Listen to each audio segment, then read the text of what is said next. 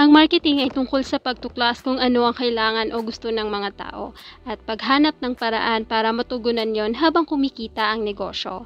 Halimbawa, gumawa ang Google ng search engine para mas madali ang paghahanap ng impormasyon online. Ang IKEA naman nagbebenta ng murang muebles na swak sa budget ng mga pamilya.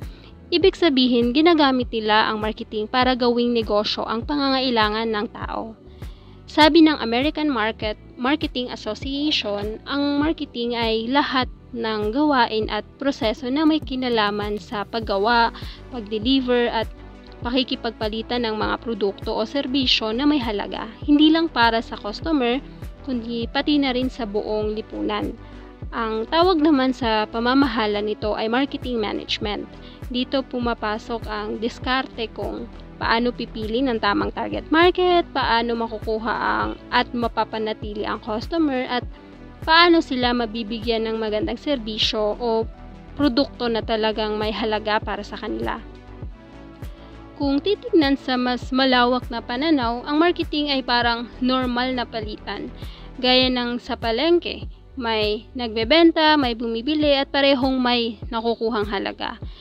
Sa panahon ngayon, uso na rin ang tinatawag na value co-creation, kung saan ang mga customer ay kasali na rin sa paggawa o pagdesisyon tungkol sa produkto. Halimbawa, pwede sila ang mag-design ng t-shirt na gusto nila.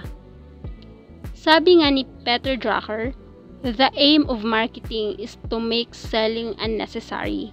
Ibig sabihin, kung sobrang akma na sa customer ang produkto mo, hindi mo na kailangang piliting ibenta. Kusa nila yang bibilhin kasi nga kailangan nila talaga. Kaya, ang tunay na marketing ay hindi lang tungkol sa pagbebenta, kundi sa pag-unawa sa tao at pagbibigay ng solusyon na may halaga sa kanila.